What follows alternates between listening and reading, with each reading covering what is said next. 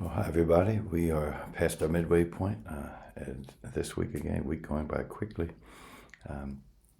Looking to the end of February already, almost into springtime. If you look where we have all this snow that we've had lately, this weekend's going to be near 60, and then Monday and Tuesday, chance of rain and snow again. So, again, welcome to Maryland, but we enjoy this weather.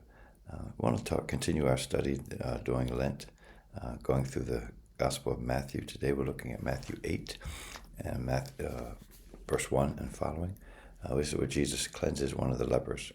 And the verses read as follows. When he came down from the mountain, great crowds followed him, and behold, a leper came to him and knelt before him. Lord, if you will, you can make me clean. And Jesus stretched out his hand and touched him, saying, I will be clean. And immediately his leprosy was cleansed, and Jesus said to him, see that you say nothing to anyone, but go show yourself to the priest, offer the gift that Moses commanded for proof to them. So now, let's think about that.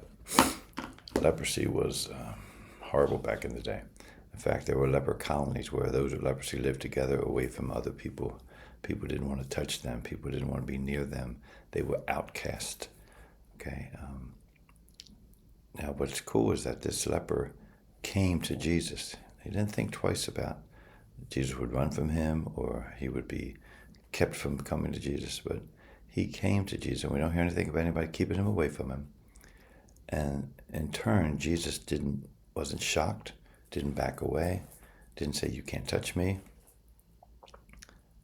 but he reached out and touched him, which was just didn't happen back then. He didn't touch a leper for fear of getting contaminated. And I think back to just a few years ago during COVID, and anytime somebody would sneeze or cough, we were like, "Oh my goodness, I'm going to get COVID." And we were wiping down everything and spraying everything and wearing masks and not going here, not going there, not getting near people, backing away from people, not going out of our house. I remember at first when we would go shopping, we would wipe down everything in our garage before we came into the house, living in fear that we would catch something by touching it. And here Jesus is saying, your faith, to come to me. I will heal you. I will touch you. I will embrace you. Nothing is too big for me. And your faith, your humbleness, to come to me is going to be rewarded. So think about today how we are still avoiding people, and whenever they sneeze or cough, we back away from them. We're spraying down rooms with antibacterial, and we're wiping down this, and all that is good health, but it gets overdone a lot. We are more afraid now of catching illnesses than we are of sharing Christ, if you would, especially as believers. If we only knew the power we had inside of us as believers to heal other people, not that we can touch them and heal them. God can do that, though. But we can heal their illness, their sin-sick illness, just by a word, just by spending time with them, from a touch, from an embrace. But yet we're still walking in fear in our world, not of catching an illness, but of being rejected.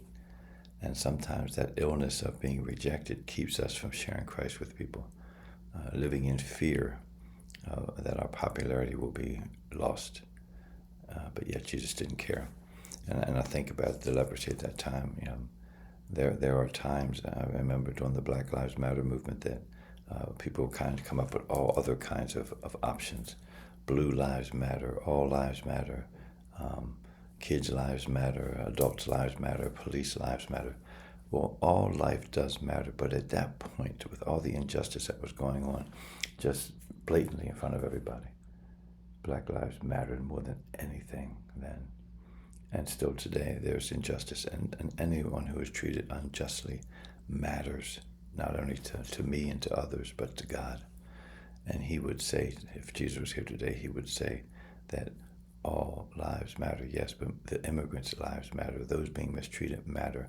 Anyone being treated unjustly matters. And I think Jesus would have something to say about it and do something about it in a way that honors his Father, a way that honors God. And I think we as believers need to do that as well. Do we join every movement? No, of course not.